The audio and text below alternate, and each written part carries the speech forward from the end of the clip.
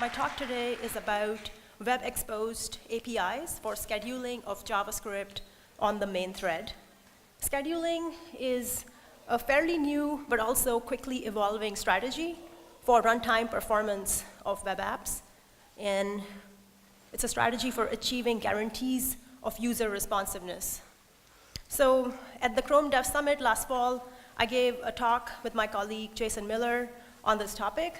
Since then, my awesome team has made a bunch of progress here in terms of better identifying the gaps and developing and refining API proposals. So in this talk today, I want to share some of these updates in addition to covering the problem space in general. So let's jump in with a demo. And so this is a very simple app. It does searches through photos as the user is typing. It's doing a fair amount of blocking work on the main thread. And while this is happening, the app is unable to respond to new input. And the spinner is basically a proxy for demonstrating that animations are super janky in this app. So if you were to look at a profile here, we'd see something like this. There's a bunch of long tasks that are starving out other work. The browser's main thread is a bottleneck. I've talked about this a lot in previous talks. Application JavaScript is a primary culprit that kind of holds up the main thread. Meanwhile, interactions will be queued up. Rendering of frames is blocked, and so animations will be janky in addition to being not responsive to user input. So Rail conveniently gives us this 50 millisecond guidance for responding to input. In practice, though, in real apps, anything can happen. Modern apps have a lot of JavaScript. So if the main thread is free, my input will be instantaneous, and everything is great. The more common case, though, is that there is work that's happening in the main thread, but it's OK if it's chunked reasonably, in which case, I'll still meet the 50 millisecond deadline for my user interaction. Unfortunately, it's not uncommon to get into this situation. And so this is the case where the app is doing a bunch of JavaScript work for like hundreds of milliseconds, and it's not being responsive to user input. Meanwhile, animations are not rendering, and the page is choppy and janky that we saw in our demo app. So I've said a couple times that the app's JavaScript can be a problem. We've seen this a lot in traces anecdotally, but I also wanted to point to some real-world data analysis that also shows this, calls this out as a clear culprit. So this was an analysis done on our metrics team. It was data from real Chrome users on real websites in the wild. And this shows the breakdown of where the browser is spending time while handling touch input. There's a lot of data here. I don't want to get into all the details. But the key takeaway is that these big orange bars that are V8 execute dominate this. And this is basically app doing JavaScript work. So all that was to say that it's not just anecdata that app JavaScript tends to be the biggest contributor to input. So I want to share a bit more data from more recent and detailed analysis done on my team. But before that, it's worth noting that there are these couple different components to input latency. So we have the event handling time, which is once the event has had a chance to get serviced on the main thread, there's a whole bunch of work that needs to happen, and then the subsequent work that follows that. But there is also this other component, which is the queuing time, where the main thread is so busy doing other stuff that the events are not even getting serviced. They're sitting there queued up. So this is sort of somewhat relevant to this data that I wanted to share. So queuing and handling is sort of split up here, and that's what I was trying to explain in the previous slide. And then all is like the combination of both of these. This is basically the end-to-end time for input latency that includes the queuing time as well as the handling time, all the way up to when the main thread is done servicing that input. Again, a lot of data, but the key takeaway is just the top slice. And not surprisingly, it's our friend V8 execute again, and this is app doing JavaScript work. And this is a bottom-up view from Chrome tracing. It's also useful to look at it top-down to understand what are the top entry points. What are like the biggest top-level culprits that are pegging the main thread. So that's what this data shows. It's basically the same thing. It's input latency for gesture scroll begin. And this is a top-down view as opposed to bottom-up. And again, a lot of data, but the top 2 slices are the most interesting. And what we are seeing here is that the top 2 slices is either responding to fetches or XHRs and all the subsequent work that happens there, or it is script loading, essentially, all the parsing, compiling, executing of script on the main thread. And in these traces, at the median, we found this to be like upwards of 600 milliseconds. So that is a lot of continuous blocking time where the main thread is totally pegged, and it's very much in the path of user interaction in all of these cases. So just to summarize what I said, like some of the takeaways from these data analysis slides, the number 1 thing is that script execution is the top culprit. The number 2 thing is that handling of fetches, XHR, and script resource loading, all the parsing, compiling, execution, those are the top entry points, the top contributors. And finally, there is maximum congestion during the loading phases. So this was sort of a subtle distinction between the 2 analyses I showed. The first one was specific to loading, and then the second one was just more steady state throughout the user session. And what we found is that the profile is more or less the same, but when loading is happening and when SPNAVs are happening, it's just much more accentuated. The same thing is more true. There is just a lot of script coming in, a lot of fetches happening, and subsequent work resolving. And those are really important points for the app, but they also happen to be really key in like phases for the user in terms of when they want to interact with the app. So putting this all together and kind of looping back to our demo search as you type example from before, this is sort of what we are finding, right? Like you're typing, and so that's like queuing up all this input. There's a ton of work generated from that in these input handlers, which issues a bunch of fetches in this case for search queries. Those fetch responses come in, a bunch of work happens both on the browser side, but actually more heavily on the application side. And in this case, it's probably post-processing to like, get all the results together and render them. And meanwhile, all of these frames are being dropped. So on a 60 frames per second refresh rate, we expect to be generating frames every 16 milliseconds. And what's happening is that we are missing these frame deadlines, and that's why the spinner animation was janky in my demo app. And secondly, all the subsequent user input is getting blocked and queued up, and that is why the typing was choppy in that demo app. So I just wanted to kind of highlight these sort of 2 important aspects of responsiveness, input and rendering, that kind of are intertwined and really 2 key components. So we've seen both of these situations so far. We've seen that there is a ton of script that's happening as a result of ongoing resource fetching, fetch response handling, et cetera, and that is blocking user input.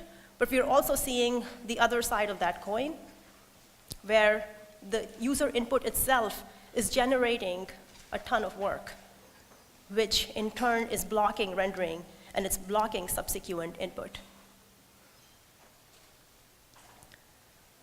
All right, so Rail gives us these deadlines for all these different types of work. Typing should happen fast and under 10 milliseconds. Rendering of frames should meet 16 milliseconds when we really have 10 milliseconds to play with to do our side of the work.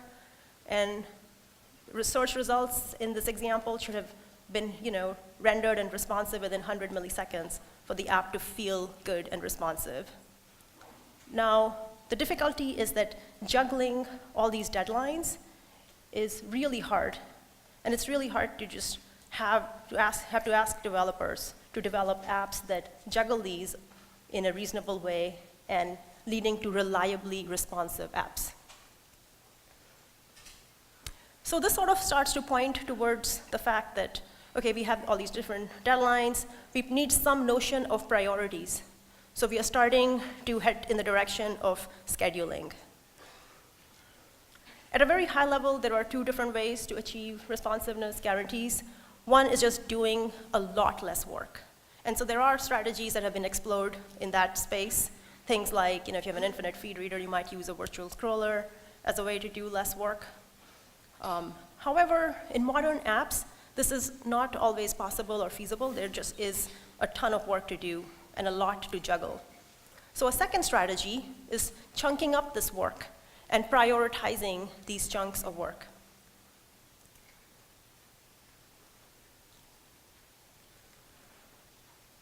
In practice, though, that is also difficult, right? Like, it's kind of impractical to ask individual app developers to do this manually for themselves. So frameworks are actually well-positioned to help out here. So stepping back, what we really want is a way to provide these chunks of work, these tasks, to a system that can queue them up in a task queue, and then it could make good decisions about when to execute them at an appropriate time, considering everything else that's going on in the system. And this is the very definition of a scheduler. So as an example, like Google Maps has done a bunch of great work here in terms of engineering and implementing and validating an effective scheduler in JavaScript. Their app has to manage different interactions and events that happen concurrently. So they do this by chunking and scheduling and giving higher priority to certain types of work like animations and input. So this is a quick demo of maps in action. As I'm like dragging the map around, all these tiles are like getting fetched and rendered, and there's a bunch of work that's happening. However, as soon as I start pulling up that app drawer, that becomes the highest priority interaction. And so loading and rendering those map tiles is no longer important. And it's more important to respond to the active gesture. So a key aspect of a scheduler is its ability to execute work at the best time based on what's important to the user at any given time, but it should also consider the overall state of the app as well as the internal state of the browser. And so to understand this notion of best time, let's look at the browser's rendering pipeline. So the browser is rendering frames every 16 milliseconds for this display rate. Each frame has these certain fixed things that will happen. So things like request animation frame followed by the document lifecycle as style, layout, paint. In Chrome, continuous events like mouse move are also RAF aligned right before RAF. So a key thing here is that there is very limited time in the current frame to do work. And so most of the work is really about preparing for future frames. And then there is idle work, which is like the extra leftover time that could be filled with work that's not user visible. So there's a couple of categories of work that are starting to emerge here. It's worth, like I pointed out how like the RAF, the rendering part of this is like urgent work and it's blocking render. In practice, user input can happen anytime. And so discrete inputs like taps and clicks can happen anytime, and they will be serviced right away. And they are also render blocking. So this is like our category of render blocking tasks now. These should be used minimally for immediate acknowledgement to the user. So things like keeping a main thread animation going or keeping the typing going in that search box are good uses of render blocking work. The second category here is sort of the bulk of the user visible work.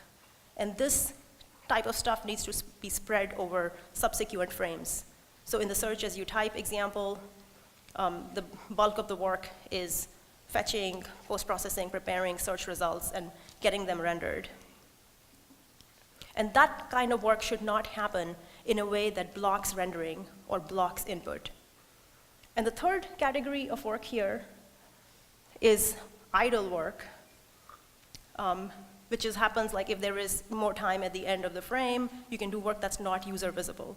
Things like analytics, backup, syncs, indexing. So a key insight we've had recently is that we really want apps to kind of move away from doing render blocking work, from doing heavy lifting there. That blocking rendering and blocking input is like the antithesis of scheduling. Also, MicroTasks throw a wrench in there, and I'll talk a bit more to that later.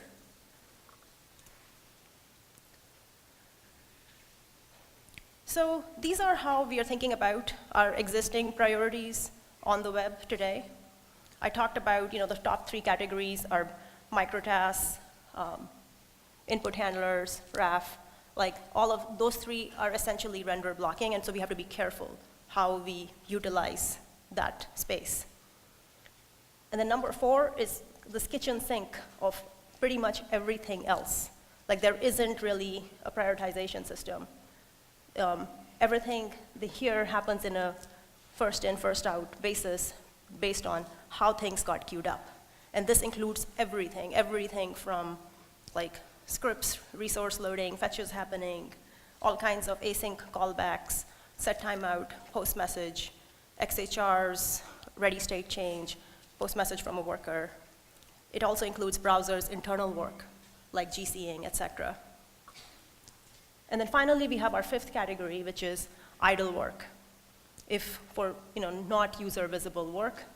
And we have some smarts in our engine to do something intelligent here.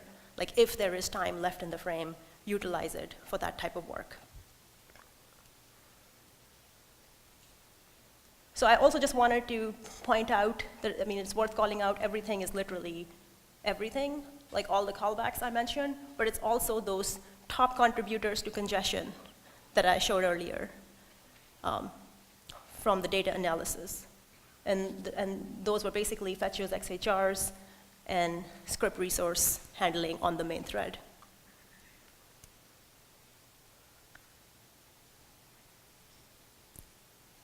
So we really want to move apps away from render blocking work and minimize the work in RAF and input handlers.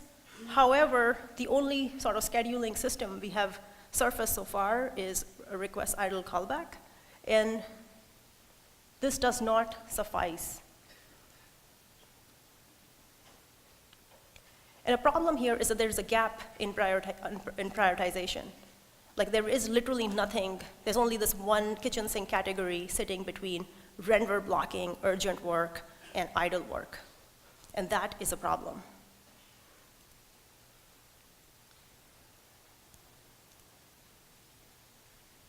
However, like even given this landscape today, schedulers have been built in JavaScript.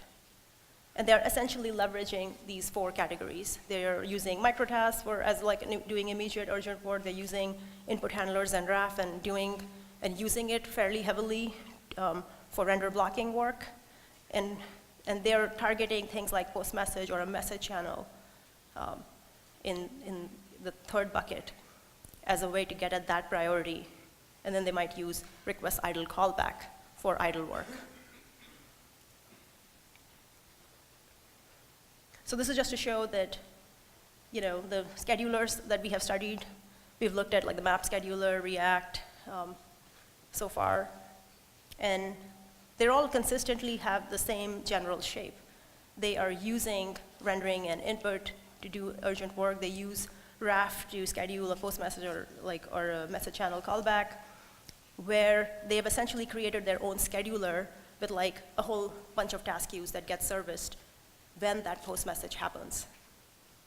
And sometimes they use request idle callback to fill in the gaps.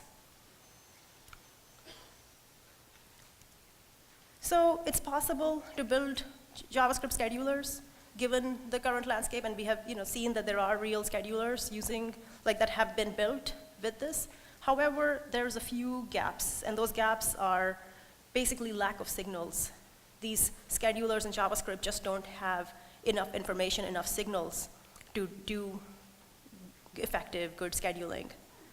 So for example, is input pending? It sounds like a really useful signal for a JavaScript scheduler, but that's not available yet. How much time is left in the frame is another useful signal that these schedulers could leverage. However, there isn't a signal for that either.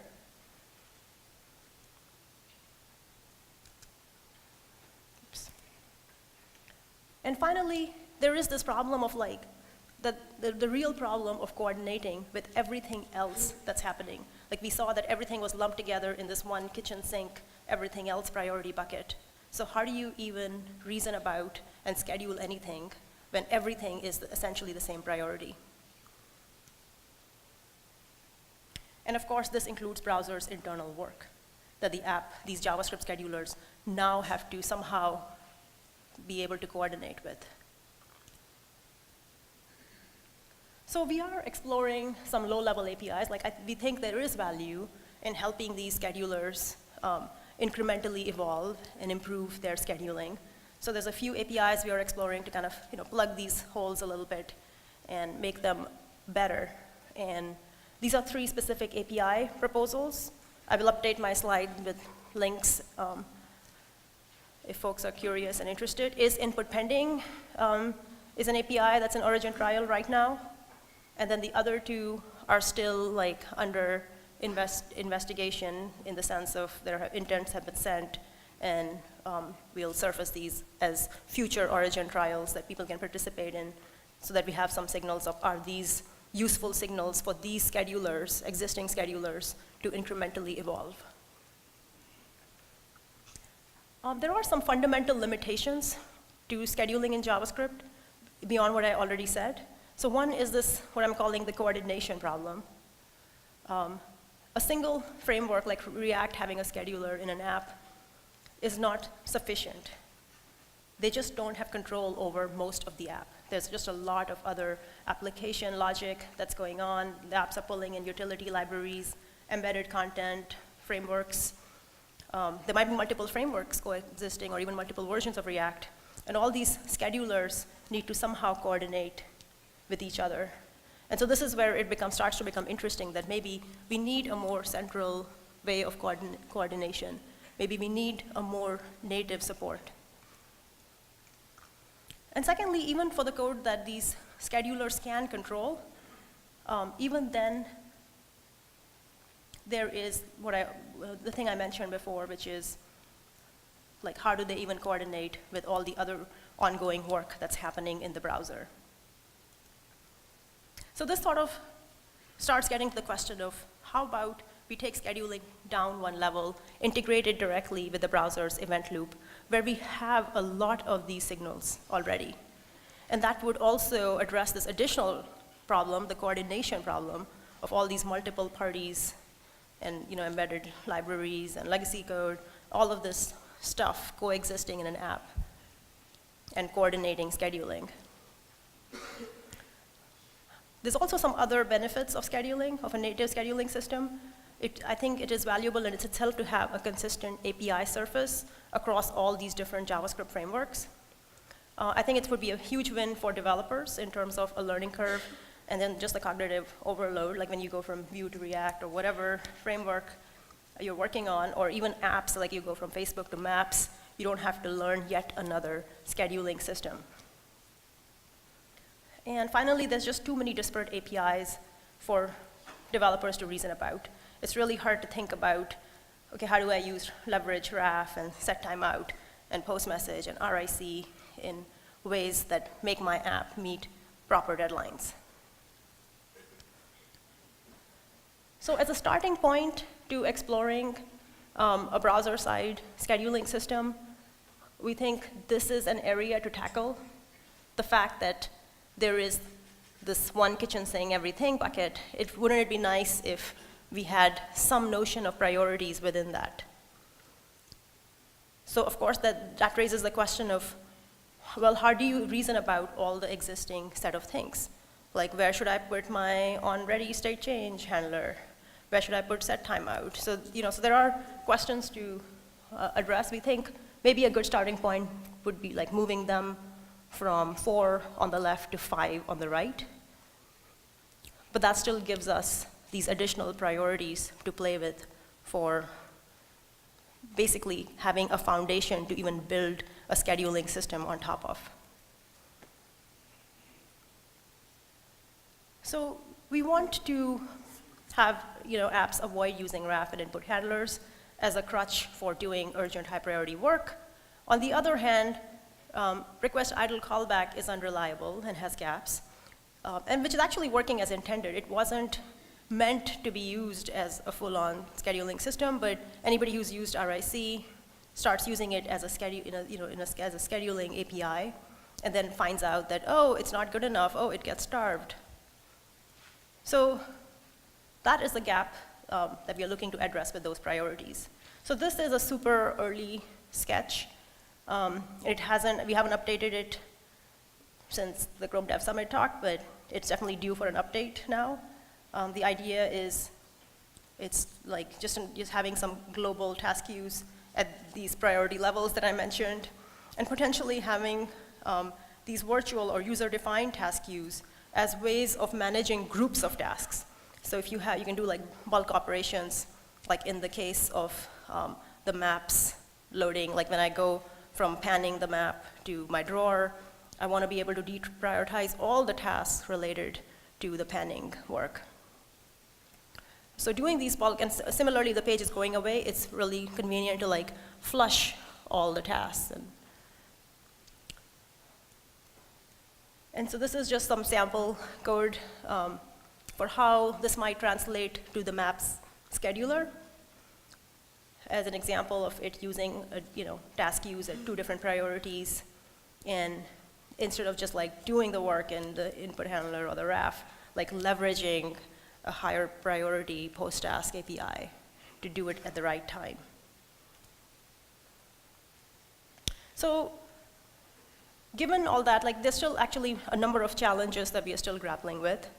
The post-task API doesn't really help for a lot of different types of work that happens on the main thread.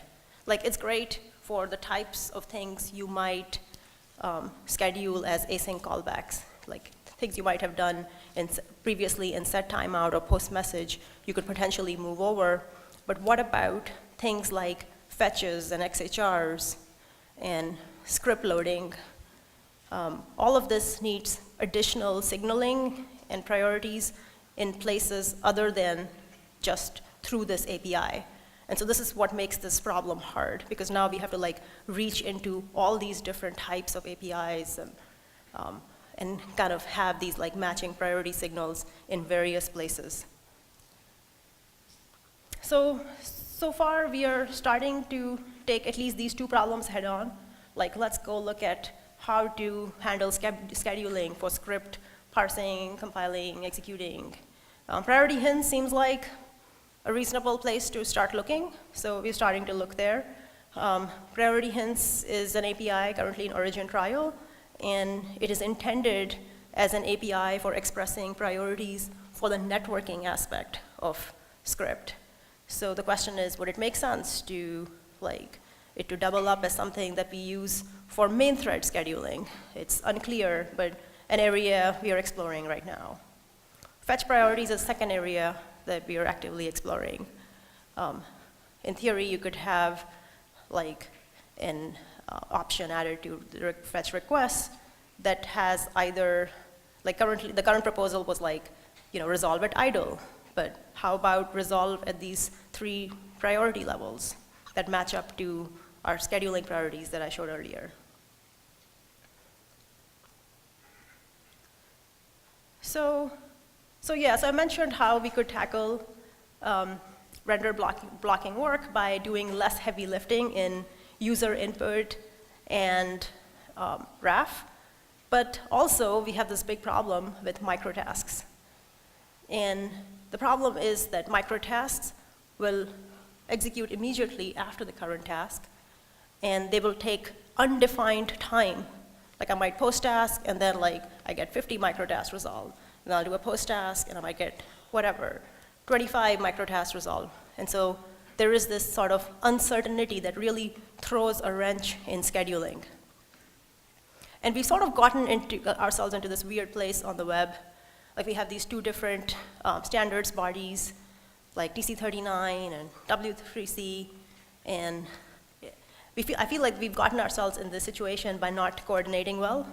We have things like async await and the promise APIs that are now the idiomatic way for developers to write JavaScript.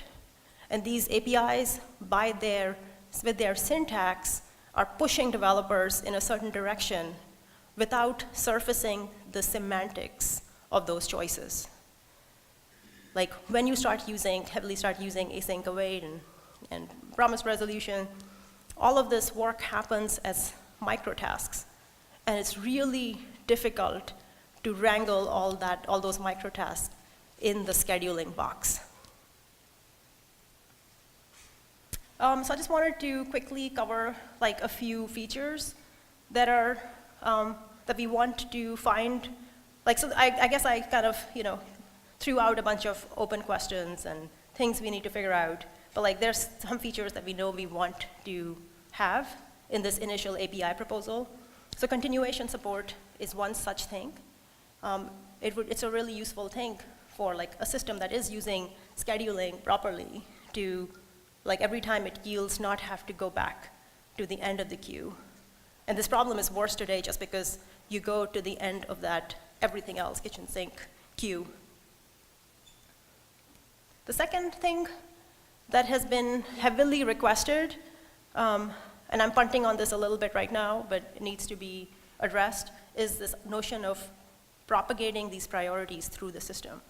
So as the user is interacting with your app, they might like update their profile or whatever, and then that'll trigger like a chain of callbacks and calls to the like fetches and responses, and then subsequent work. And so there's like a chain of work that's happening. And it's really difficult to have the app developer reason about how to prioritize at every segment of that chain. And the final feature that we think deserves to be addressed to some extent is this problem of layout thrashing.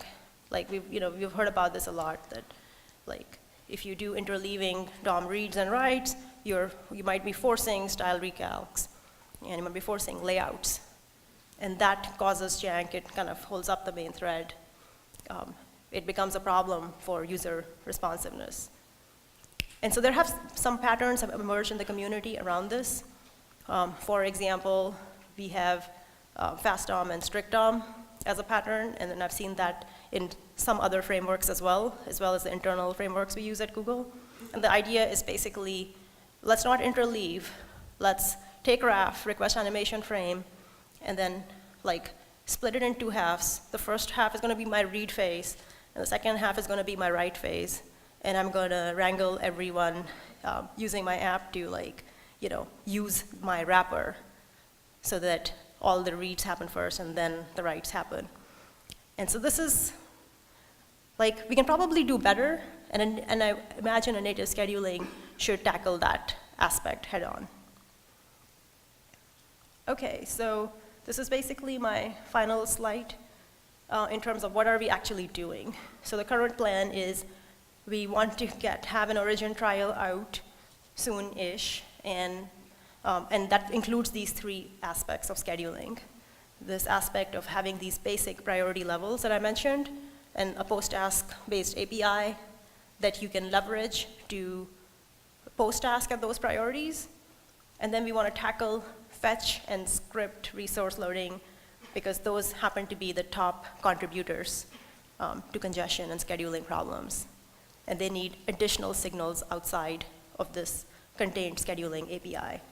So that's sort of the initial thing we want to tackle, and once we have some rudimentary solutions for these, we want to get out an origin trial, get feedback from partners, and iterate and go from there. So yeah, all these APIs are still pretty early and evolving. They would really benefit from feedback, so I would love to hear from everyone. Filing issues on the repo is a great way to give feedback. So this is a link to our repo right now. It's not super up to date, but it's not super out of date either. So feel free to file issues, and if there are things that we should be thinking about that I didn't cover today, I would love to hear about that. I want to shout out to our partners who have been incredibly helpful in getting this far in terms of understanding the problem space. We have maps folks that I'm working with at Google, Mike Rolig at React. I've been working with a few people, Andrew Clark and Sebastian in particular have been super helpful. And Airbnb, Elliot has been super helpful. We're actively looking to find more partners. The other frameworks and apps would be great, so please reach out. And finally, some credits and shout-outs. Of course, I don't want to take credit for having done all of this work. I have an amazing engineering team who are all making really good strides here. In particular, Scott, Stefan, and Katie are working on the key aspects of the scheduling APIs, as well as the data analysis that I showed.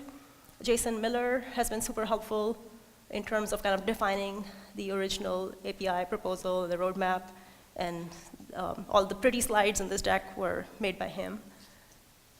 And Tim Drisser and Paul Irish as well.